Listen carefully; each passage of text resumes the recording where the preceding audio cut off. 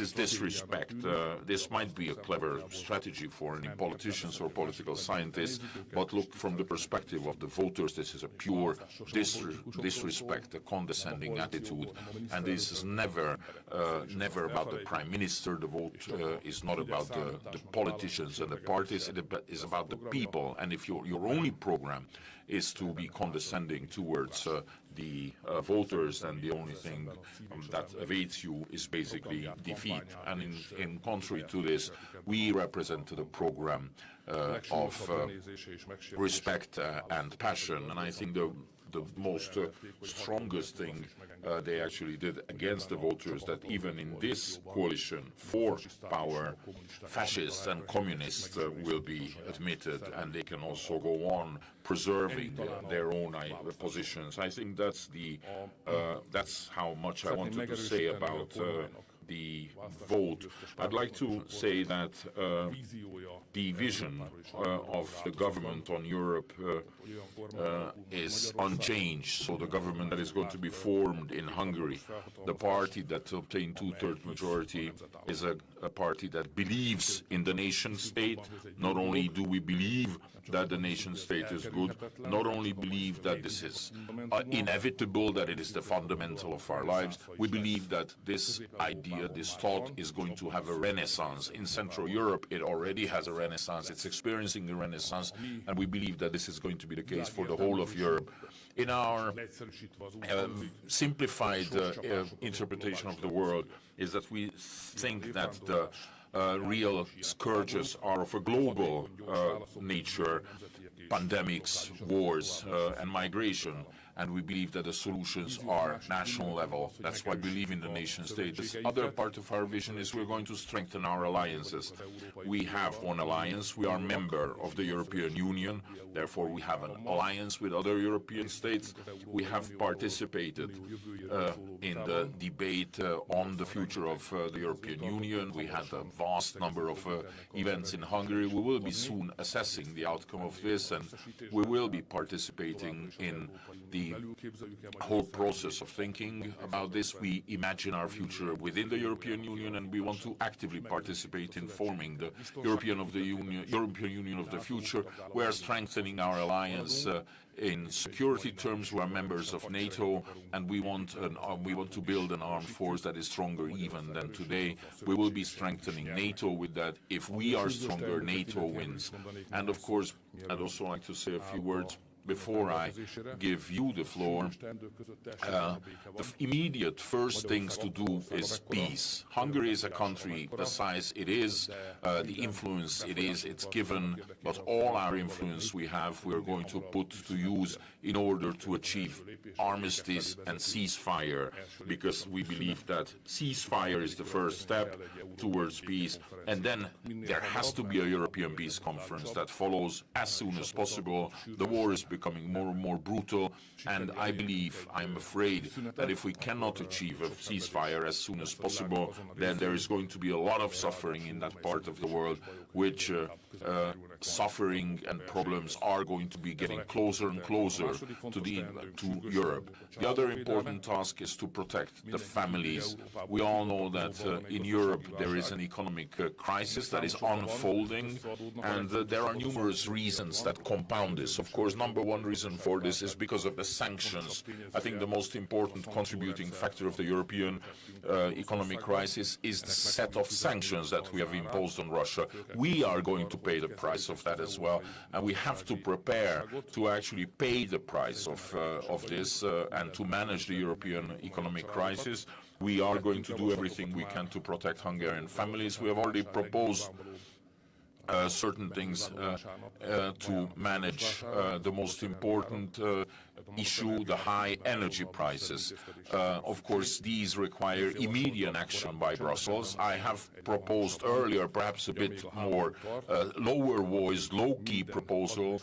Now I'll be more outspoken, is that all administrative measures that will lead to an increased price, like, for example, taxes, these have to be suspended. As long as energy prices are this high, we have have to suspend all previous decisions. We have to suspend the ETS system, which is a special, very complicated taxation system of fossil fuels.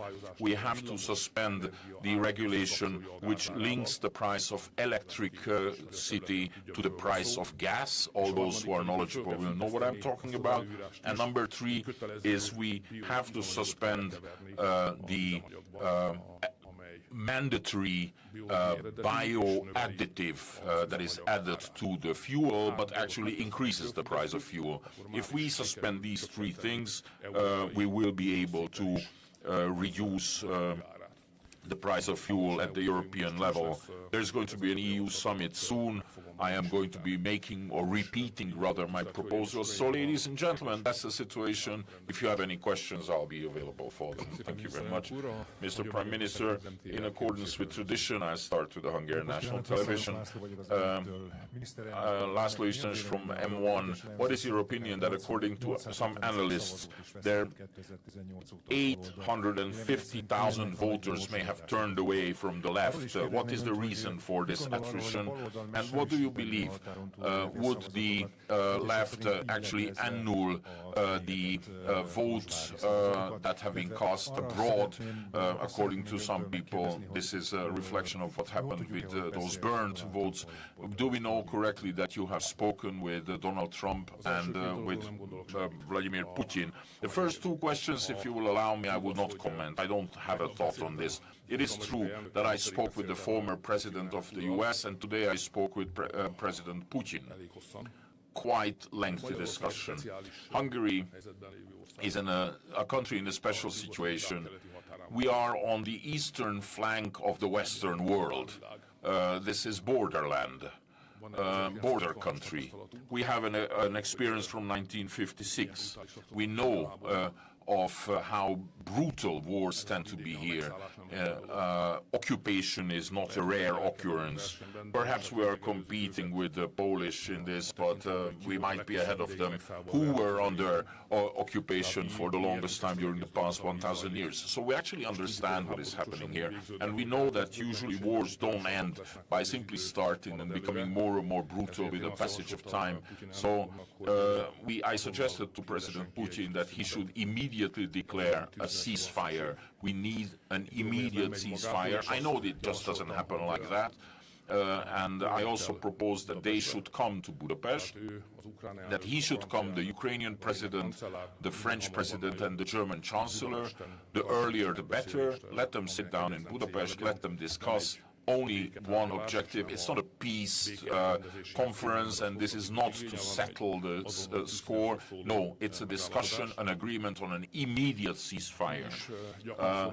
Of course, Budapest, the name of Budapest has been mentioned quite frequently in this war because they actually date back the whole conflict, the opposing parties back to the breach of the Budapest Agreement, which is like mid-90s. So Budapest would be happy to welcome them, and I think it would be necessary actually to have an agreement on an immediate ceasefire. The response was positive, but the Russian president said he has certain conditions. I don't have anything to do with that. He has to agree with the Ukrainian president on this. I'm sure many are preoccupied with the question. All those who are Hungarians know the response to this question. All those who are not Hungarians, why is it? Is Hungary so intransigent when it comes to her position, Hungary's position in this Ukrainian-Russian war? There's more than 200,000 reasons. More than 200,000 Hungarians living in Transcarpathian region where the war is going place, and we have a responsibility for their lives. And they are in safety, they are secure, they can avert the possibility of a quagmire if there is an earliest peace in Ukraine. AFP.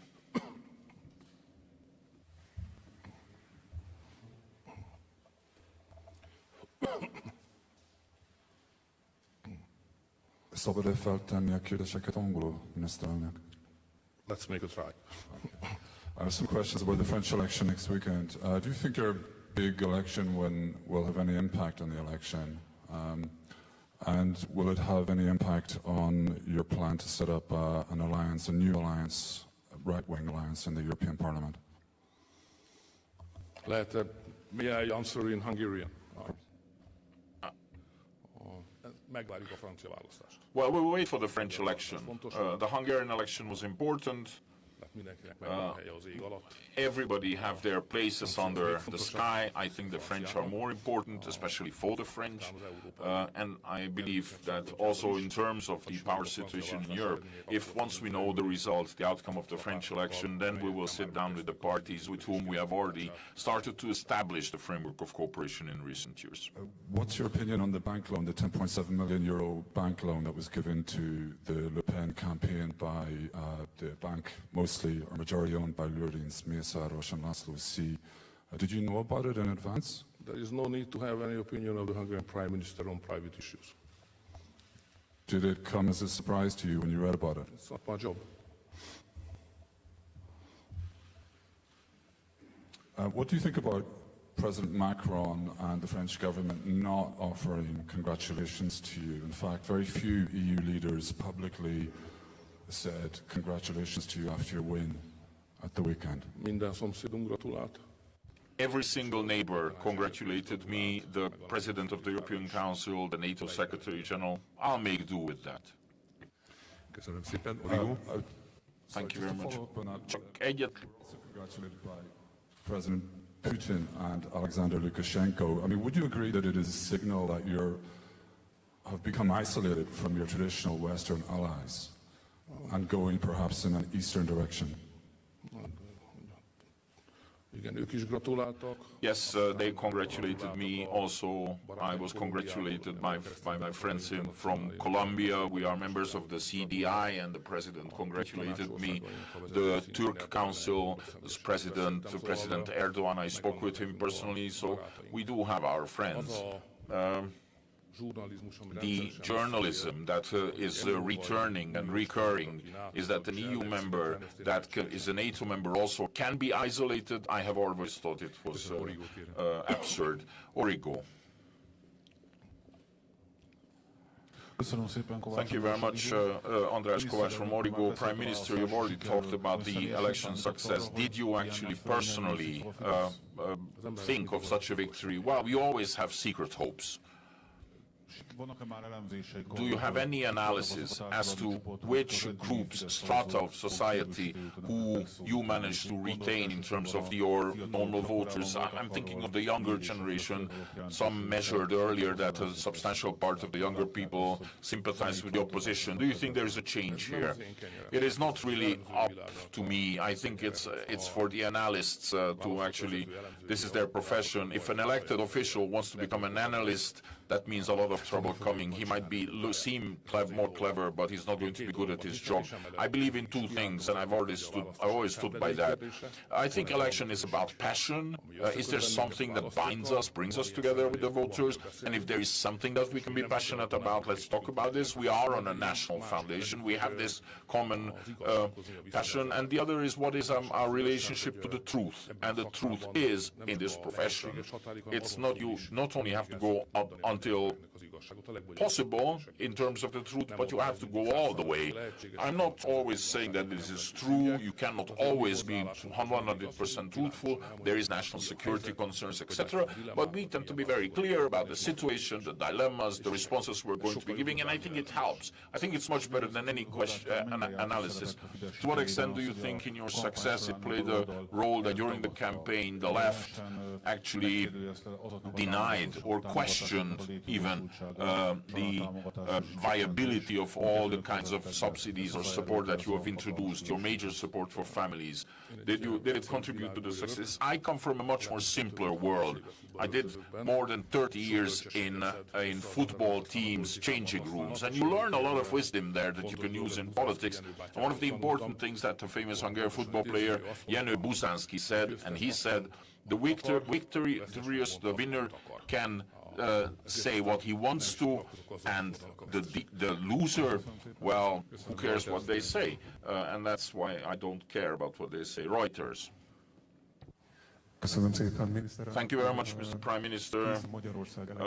Is Hungary ready to fulfill the Russian requirement of actually paying for Russian import gas in rubles? And related to this, I'd like to also ask you, at the end of last year, you concluded an agreement with the Russians. What is the currency of that? What is it denominated in? And end of May now, you are going to be paying the first installments. What kind of currency are you going to have to pay, or what do you want to pay in? It wouldn't be a problem for us to pay in rubles. If the Russians want to be paid in ruble, we will pay them in rubles. Mr. Prime Minister, you said to Mondiner before the elections that with the Ukrainian invasion, there is a new situation in the Russian relations. But in light of your previous discussions, we have seen, or statements, we have seen talks go on, oil imports, gas imports are continuing. So if there is an exposure of Hungary to Russia in such important areas, where is going to be changes in this new situation in your policies? That's not the reason that we actually gathered here. We can actually have some event somewhere where there will be a longer presentation or talk. If you wish, we'll ask one of the foundations to organize one. But if you talk about historic perspectives, when you want to understand our policies, I suggest you try and understand the kind of logic that Hungary had, or our political community had, a Russia policy. And the important milestone for that was 2008. In 2008, it became quite clear that NATO doesn't want to take Georgia or Ukraine into NATO. And I understood then that it's going to be completely different. From then, up until then, the West was expanding. But in 2008, at the Bucharest summit, the proposal was there on the table. They could have agreed to it.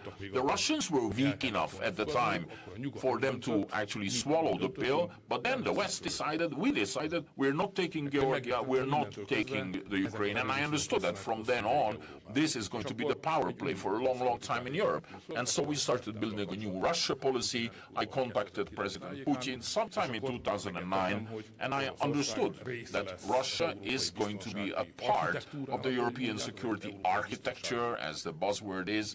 It's a European security edifice, if you wish, structure, because there was a new borderline that separated NATO from the Russians, and in between the two there is the buffer zone in the south, Georgia, and in the east of us, west of the Russians, was Ukraine. And that is the situation, and it is in these circumstances that we have to create some kind of a rational Russia policy. And up until the latest times, that's how we were progressing, and that is where the change happened with the war. I don't actually know how deep this change is going to be. Some people are talking about a new Iron Curtain. Some people are talking about damages that can be rectified. I don't know where the limit is, but there's something new happening. Once I see the outlines of that, we will discuss that with all the experts, and we will create a new kind of policy on Russia. For the time being, we are easing out of the old one. We don't know the new one. We are halfway between the two. And very descriptive of this is your question. Questions that arise from the past, they're still around, but we don't know if this is going to be relevant in the future. We don't actually know how the European security system is going to position itself. Is it going to be against the Russians, or is it going to be Russians participating? Ukraine is going to be a buffer zone, it's going to be a demilitarized zone, we don't know. And I propose, if you have the size of a country like mine, Hungary, of course you need to have forward thought, but you have to also understand you're not going to decide this. You have to be attentive, you have to be analytic, and you have to be adaptive to the situation. Otherwise, until then, you do your best. Media works.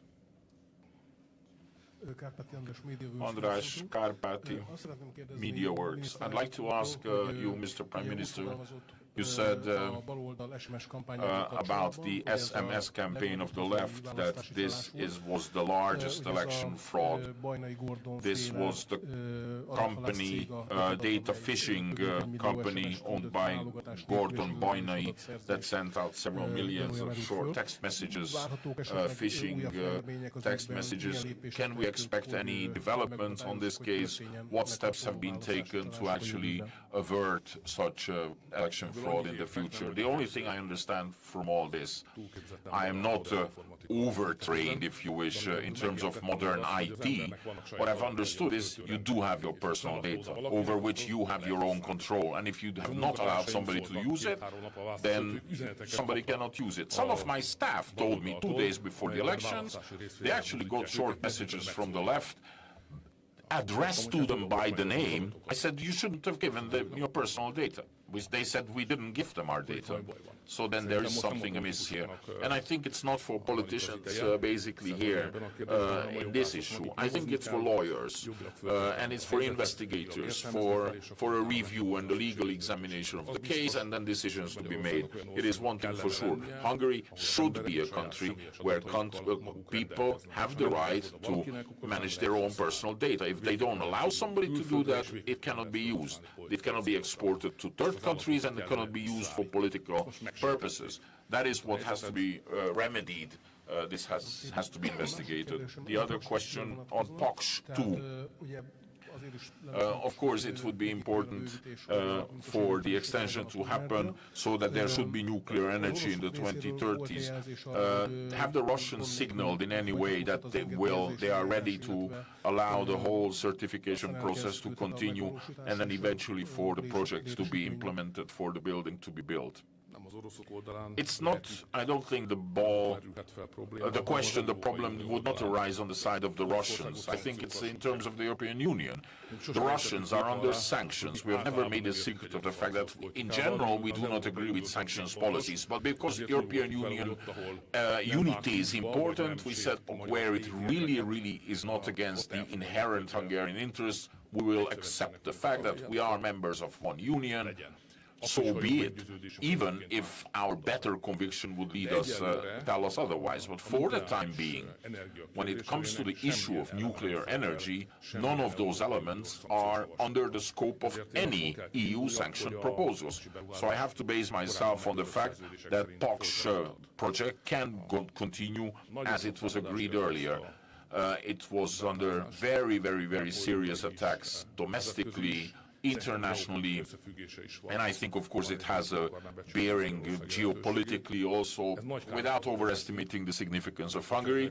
It is causing us a lot of damage, because if it were not for all these attacks, in 2023, this nuclear plant would be already operating. So all this energy crisis that we are hit, all of us, gas, whatever, we would have managed much better. We would have much more, almost complete room for movement.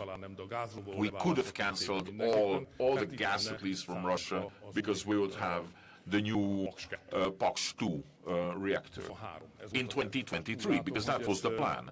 And instead, now what I'm seeing is, if you go to POX, well, it won't be a nuclear plant functioning in 2023.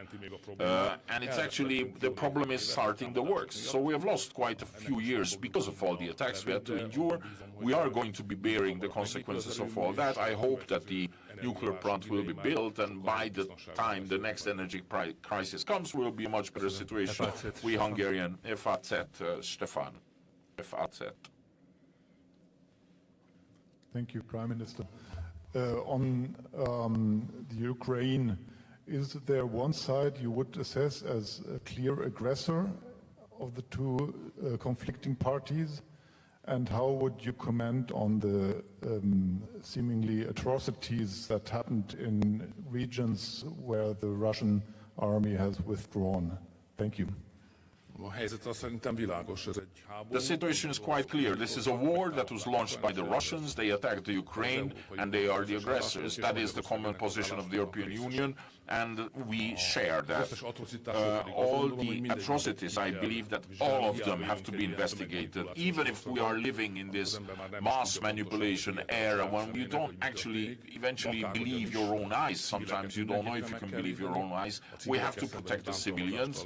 Any atrocities against civilians have to be firmly condemned, and all these cases have to be investigated by impartial parties. I talked at length with the Turkish president yesterday about this, who also urges this. Hungarian, Magyar Nemzet.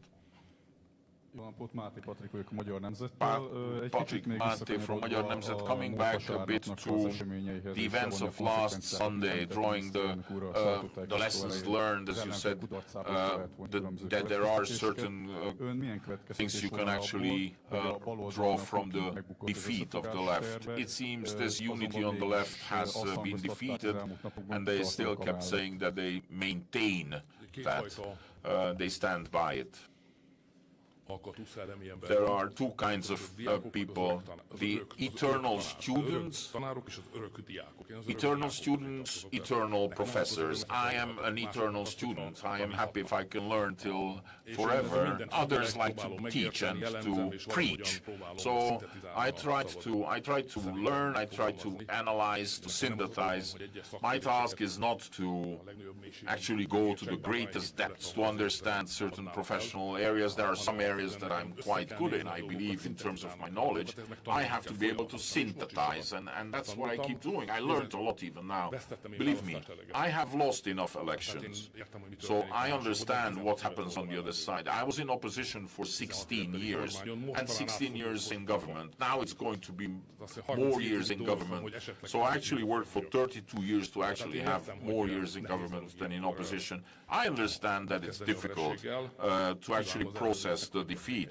I hope that they are able to do that, to regain their posture, to stand on their feet, to get their act together. We need a parliament in which, beside the government's voice, there are other voices, there are other approaches, and there are other views. In politics, I've learned competition is good.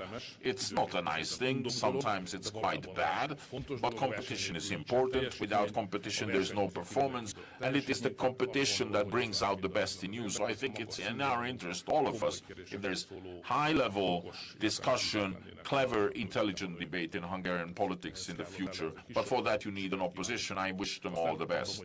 I'm not saying that I wish them they win the next elections. I say let them get their act together.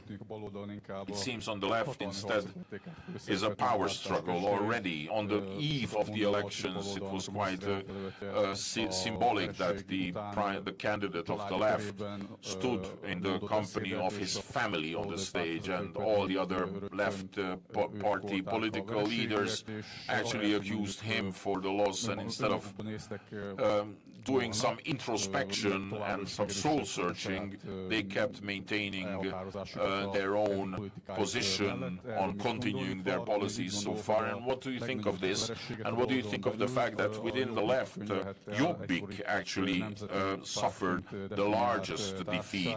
A party that defined itself as the National Party, they lost 2/3 of their voters or mandates. What is their future? Or do you think that the party chairman has to resign? Well, old wisdom. You know, success, there will be a lot of people who want to take part in that defeat. Nobody wants to take the fall. And on Jobbik, well, what I said in the beginning, there are certain things that politicians might think it's a good idea, but it's a disrespect towards the voters, and it's not up to me.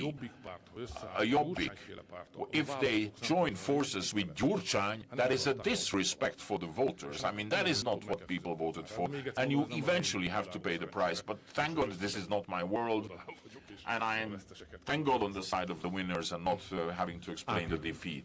ATV.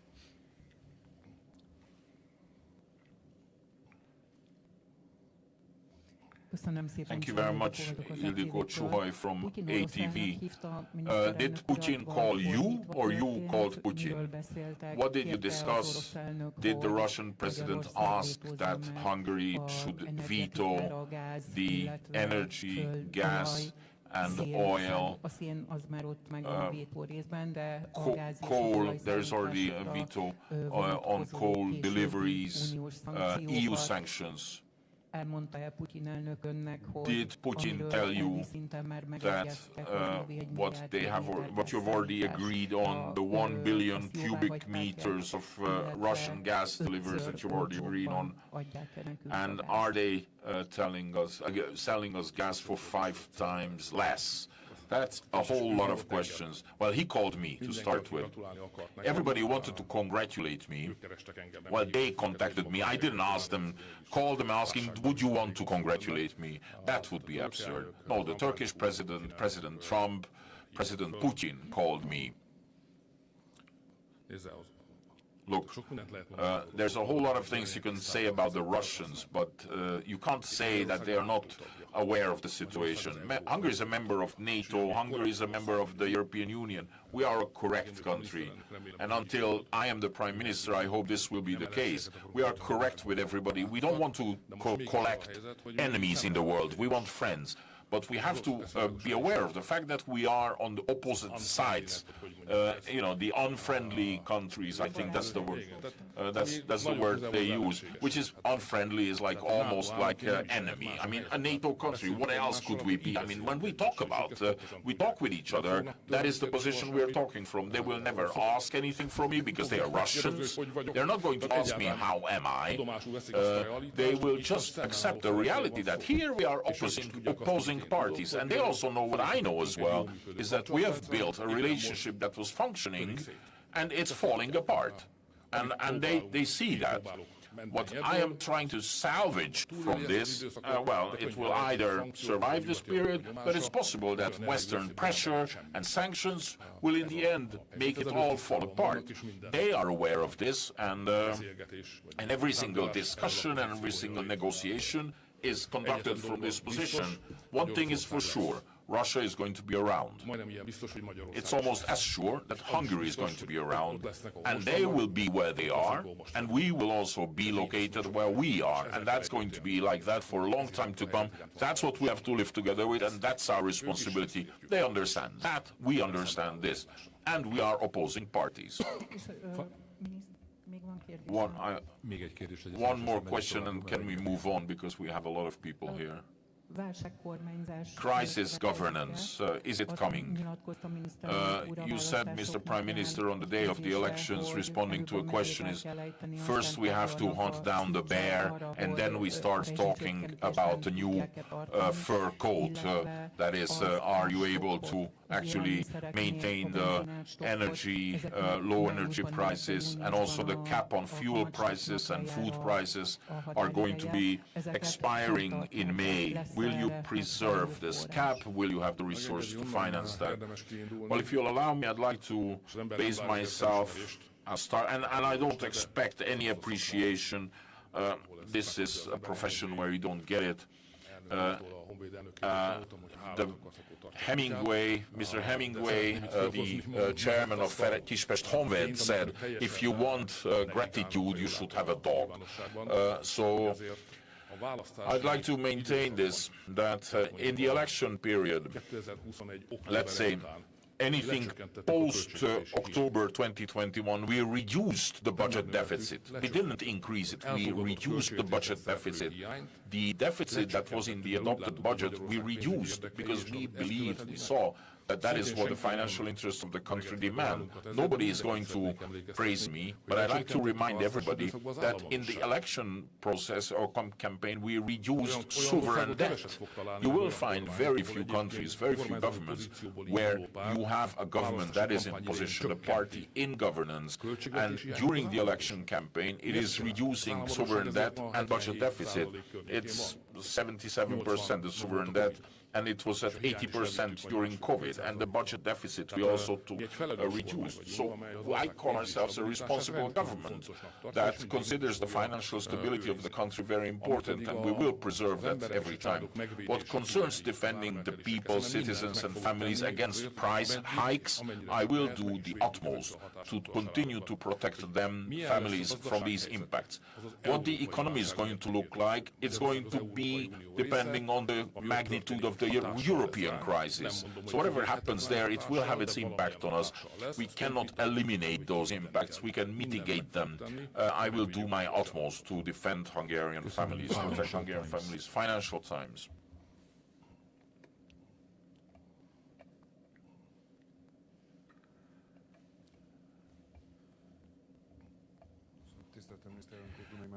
Márton Dunai from Financial Times. EU relations first, Mr. Prime Minister. the rule of law procedure. The letter has been sent by the European Commission, and also the recovery funds have not sent any money. It's quite clear the European Union started exerting pressure on Hungary immediately after the election. What is your strategy going to be?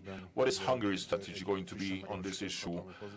It's a firm, recently strengthened government position, power position that you are in a European Union that is aspiring for unity. Well, what is important is we have to strengthen, fortify our alliance with Poland. You cannot remain standing alone in such a storm. God knows if you can anyway. I don't think it's good to even try. So if possible, let us be more in number. With the Polish, we are in a mutual defensive alliance. We will not allow each other to be excluded from European decision-making system. It's a strategic issue. Even if, when it comes to foreign policy, we have differing opinions. So the Polish alliance has to be functioning in the area where it can be the most successful, the whole issue of self-defense in the European Union. What concerns the letter, well, I'd like to see that letter. All the more so because I don't actually understand the situation.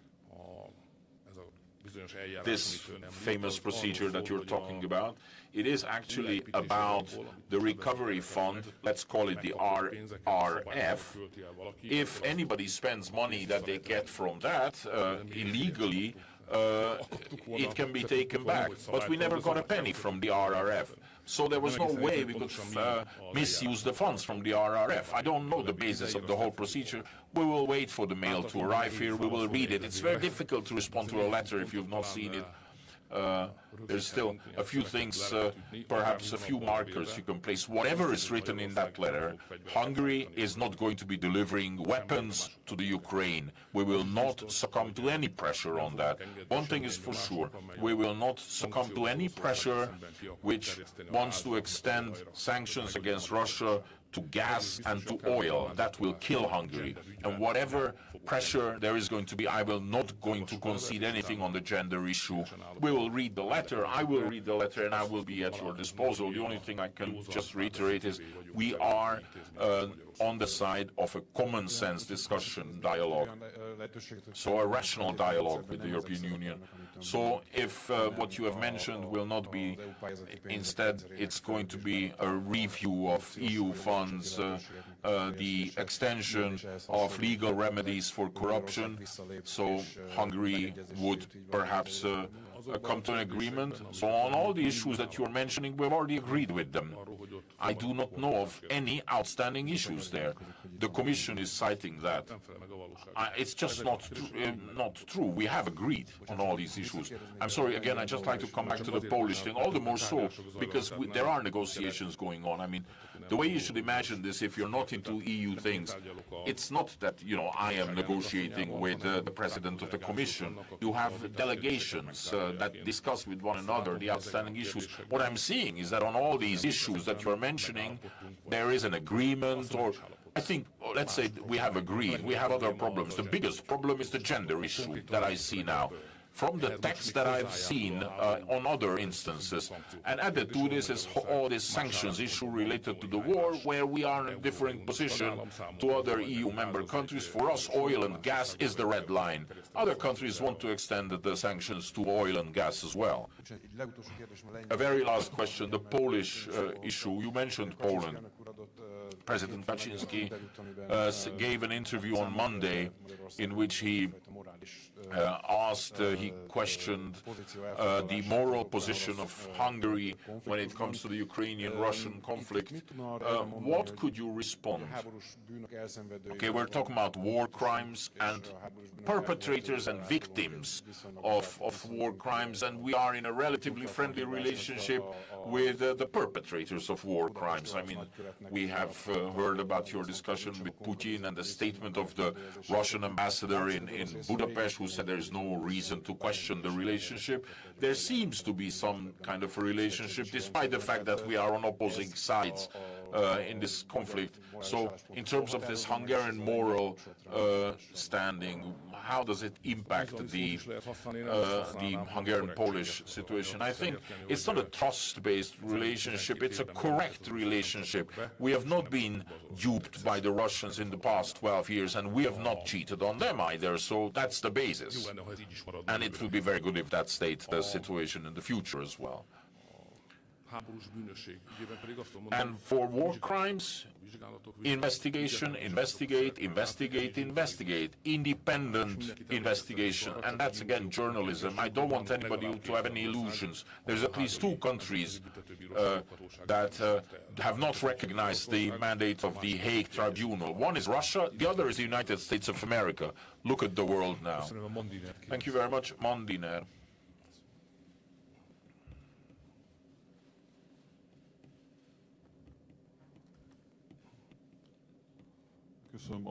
Thank you very much, Csaba Almási from Ondiner. Mr. Prime Minister, in the campaign, family subsidies played a very important role. Now that Fidesz won the election, do you expect, or can we expect, that there's going to be an extension of those? Yes, that is what we plan. We have this energy crisis now, inflation is going up, and there is, we are seeing, because of the Russia sanctions, a Europe-wide crisis. So what our room for movement, we still need to analyze, but the idea, the effort, the aspirations are to build further the family subsidies rent system. I have concrete ideas, but it's too early. Let's wait for the government to be formed. On the night of the elections, Péter Jakab and Ferenc Gyurcsány made Péter Márki-Zay the scapegoat for the election defeat. What's your opinion? Do you share in this position that it's because of him that the... It's so good that I don't have to respond to such a question. So good. Second, last question is, how do you think the municipality of Budapest and the government's relationship is going to evolve? Do you think that the suspended elements of the Városliget, the city park project, will be implemented? Yes, it is going to be implemented the way we conceive this. New York Times.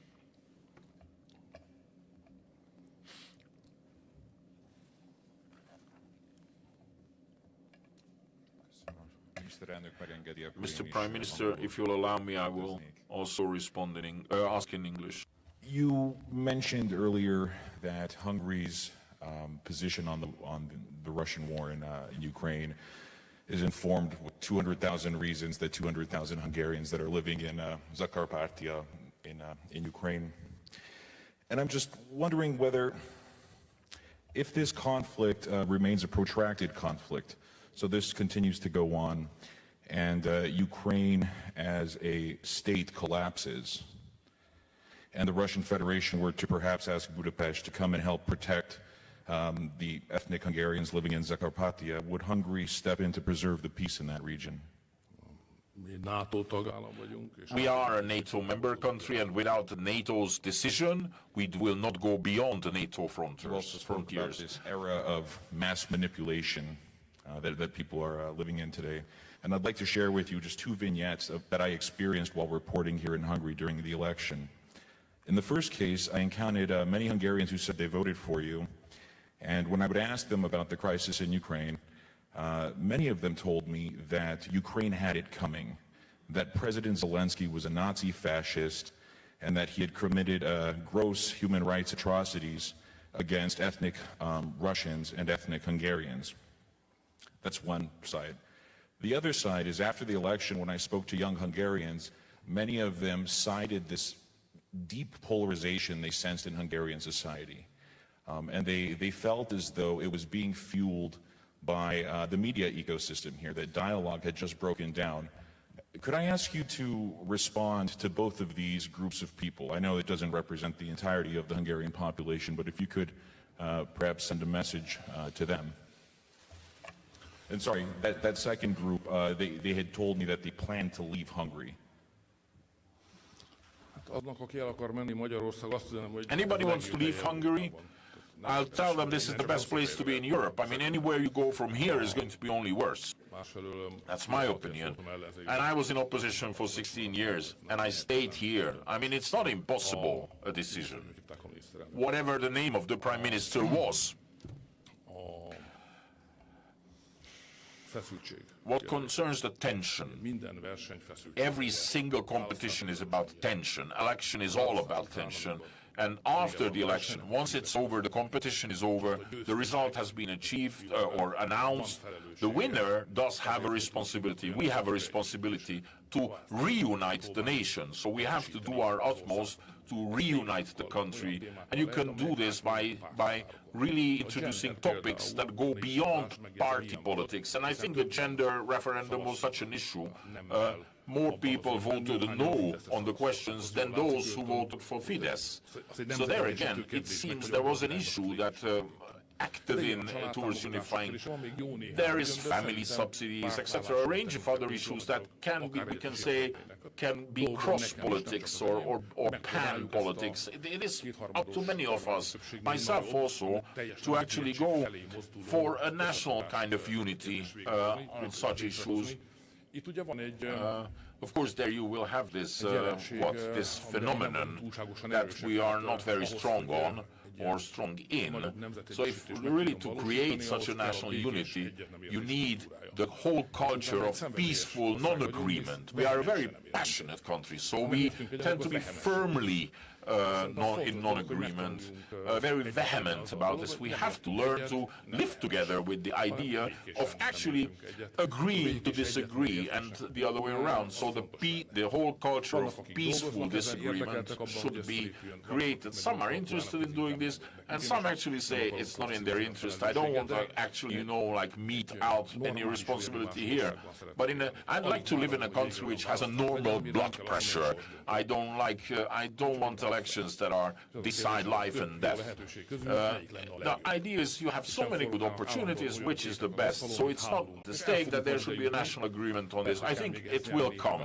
We might need to win a few elections, but it will come, I think, sooner or later. No microphone. He's speaking without a microphone. He's speaking without a microphone. I suggest to everybody, if you are following this war, try to gather as many information as possible, listen to your own rational common sense and formulate your opinion. We live in a free country. I don't want to tell anybody what to think. If you ask me, I'll tell you my own opinion. Here television. Thank you very much, Lívia Bakos, Here Television. Mr. Prime Minister, you mentioned several important to-dos, things that need to be done to expand family subsidies. But what are the other main objectives that you have in the new government cycle? Financial stability that we need to preserve.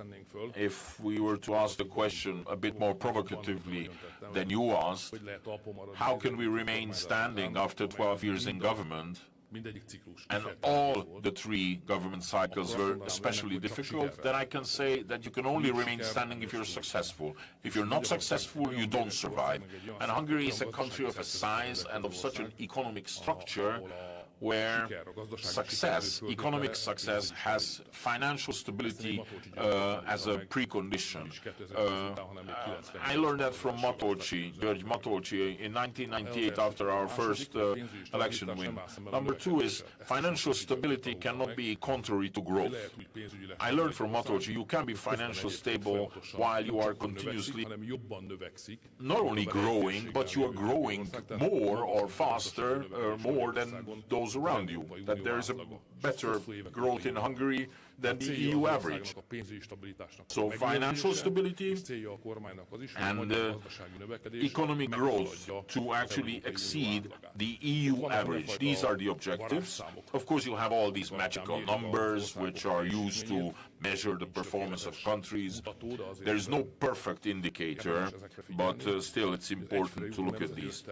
The per capita GDP, and of course, if you look at, we're 61%, now we are at 71% after 2010, and we have overtaken the Portuguese. So Hungary is advancing, and to maintain this,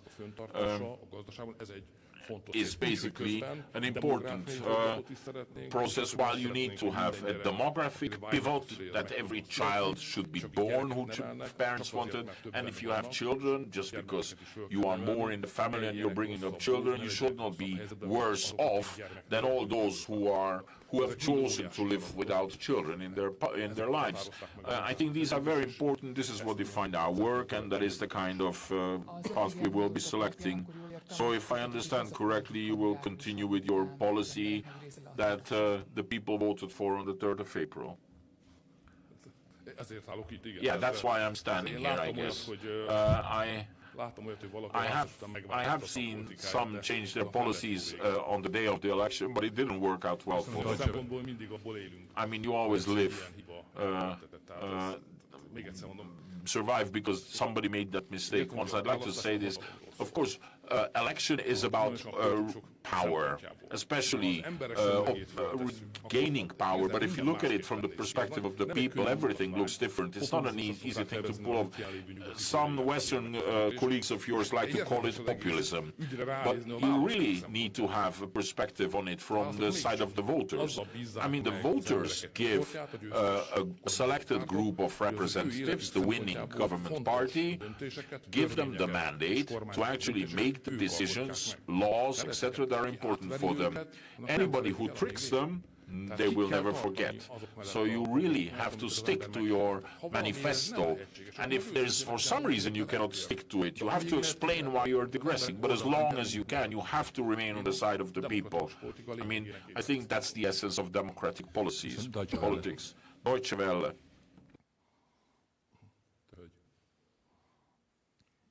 Mr. Prime Minister, I'd like to ask, what's your message basically to people who don't see you as a Prime Minister here in Hungary?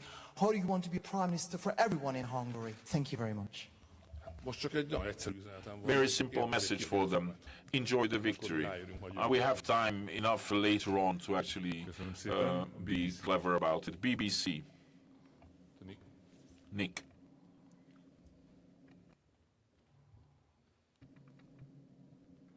Nick Thor from the BBC.